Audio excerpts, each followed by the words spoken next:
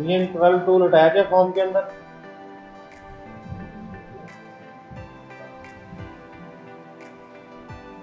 तो भाई VN12 tool form में है। उसके बाद ये टॉलरेंस। अब टॉलरेंस कितनी होगी? क्यों?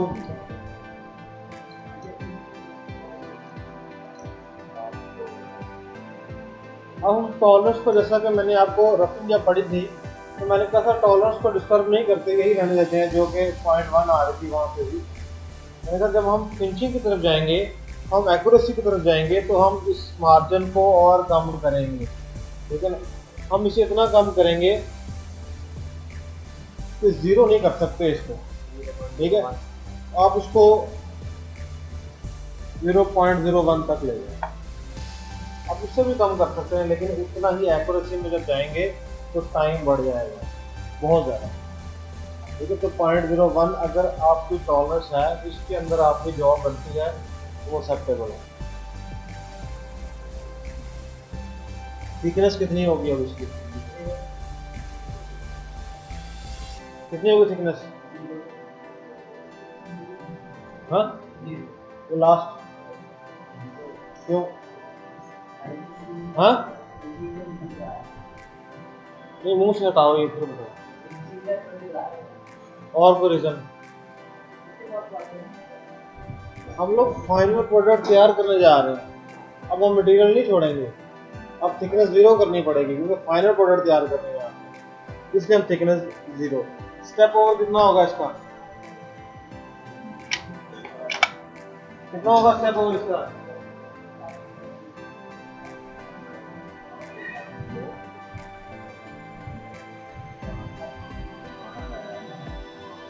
बताओ।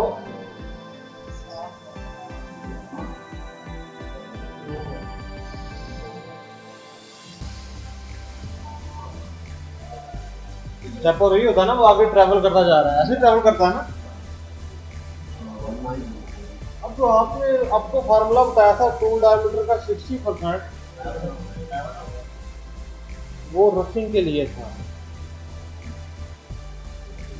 समझ आ रही है। अब हम क्या कर रहे हैं? फिनिशिंग। फिनिशिंग में कौन सा टूल यूज कर रहे हैं?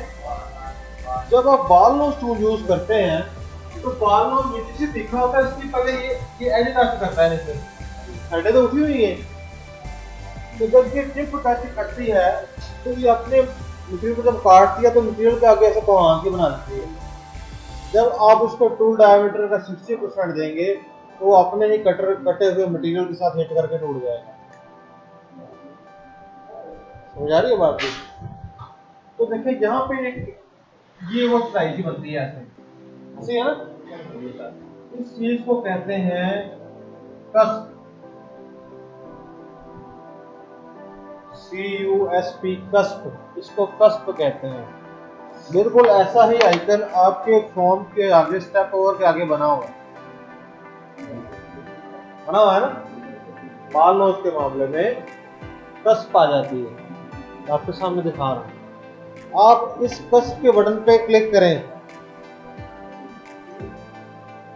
तो ये आपका स्टेप ओवर आ गया। कितना स्टेप ओवर आ गया? 0.48 समथिंग, 49। आप उसको 0.5 कर दें।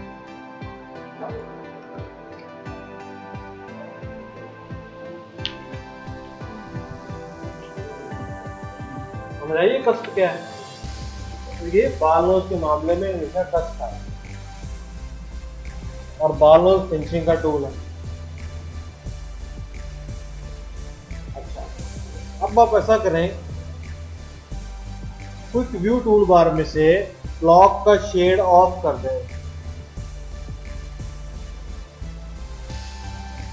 ब्लॉक का शेड ऑफ कर दें, हो गया। ड्रा के बटन पे क्लिक करें, फॉर्म के अंदर है ड्रा, प्रीव्यू, इसके साथ ही प्रीव्यू है। पैटर्न बन गया, पैटर्न बना नजर आ रहा है। हम लोग स्ट्रेटजी पढ़ रहे हैं, download projection of A pattern. तो उसकी जो आगे सब कैटेगरी में रास्टर है, क्योंकि ऊपर पैटर्न बन गया। अब इसका नीचे की तरफ को छापा लगा, तो आप इसको अप्लाई कीजिएगा। बंद कर दिया, पाँव ना मारो, पाँव ना मारो, पाँव लगा आपको।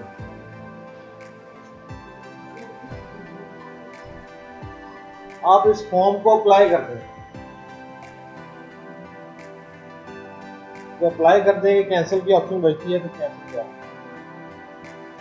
तो देखें वो पैटर्न ऊपर बना, उसका नीचे छप गया सारा उसके ऊपर, मॉडल के ऊपर। अब मैं इसको एनिमेट करके देखते हैं हम लोग। एक्सप्लोरर में टूल पाथ के प्लस पे क्लिक करें, वहां पे रास्टर पिंचिंग के नाम से आपका बना हुआ टूल पाथ आपको नजर आ रहा है। उसके ऊपर राइट क्लिक करें और उसमें ऑप्शन है simulate from start. Simulate from start के ऊपर क्लिक कर दें, तो देखिए सिमुलेशन की जो बार है वो लोड हो गई है, ऐसे ही है ना। अब जरा स्पीड को थोड़ा कंट्रोल करें, मिड में ले आए और इसको प्ले कीजिएगा। थोड़ा और कम कर लें स्पीड को।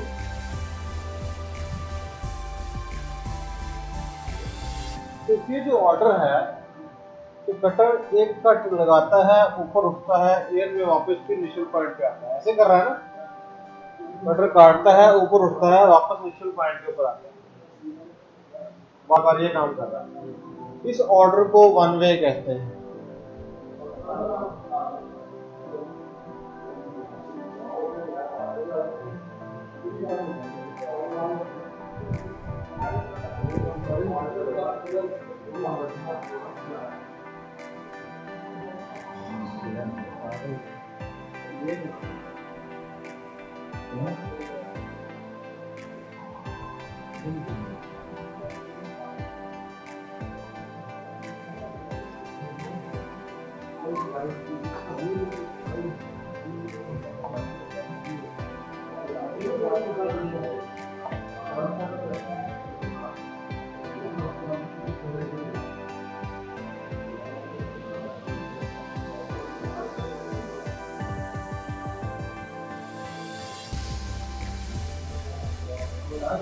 ये जो कटर कार्ड के ऊपर इस तरह आता है, इस ऑर्डर को वन वे कहते हैं। जैसे कि बाहर रोड है, अगर ट्रैफिक एक साइड से रोड से आती है तो उस रोड से वापस नहीं आती, दूसरी रोड से वापस आती है, इसे कहते हैं वन वे।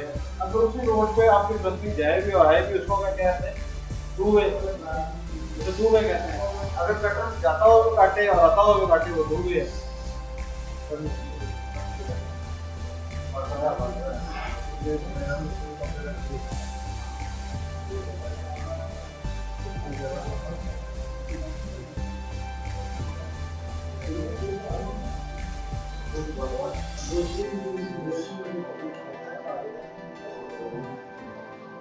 अच्छा, स्केप का बटन दबा दें अगर चल रही है सिमुलेशन तो, और इसे अनलोड कर दें।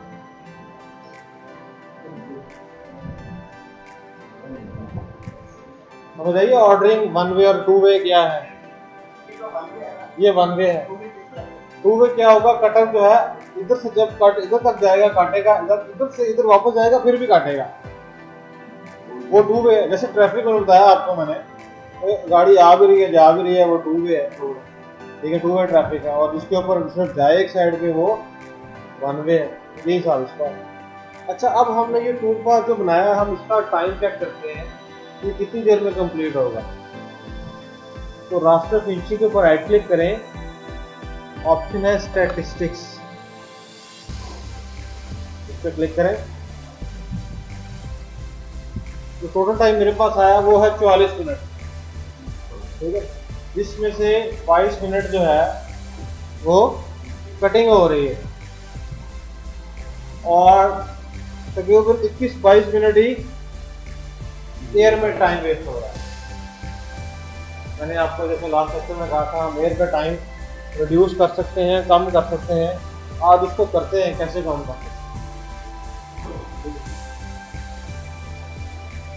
ये चीज समझ आ गई स्टैटिस्टिक्स। मैं इसको बंद कर, अब आपने जो टूल पाथ बनाया है एक्सप्लोरर में रास्टर फिनिशिंग, उसके ऊपर राइट क्लिक करें और इसकी सेटिंग में चले जाएं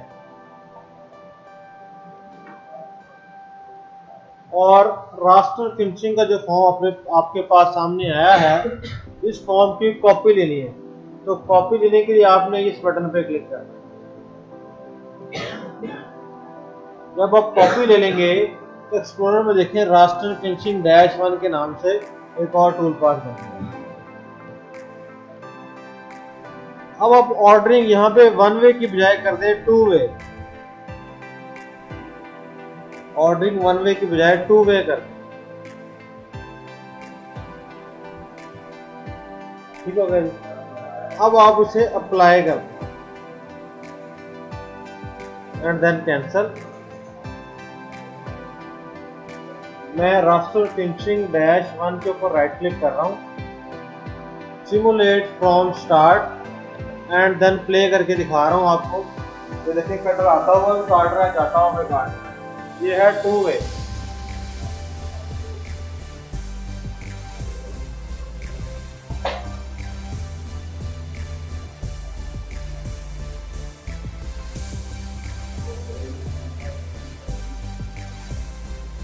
समझ आ रही है 1 वे और 2 वे में क्या फर्क है? मैं स्टे का बटन दबा रहा हूँ और अनलोड कर रहा हूँ सिमुलेशन को। अब मैं चेक करता हूँ कि रास्टर फिनिशिंग -1 का टाइम कितना लगा है। टाइम चेक करते हैं, टोटल टाइम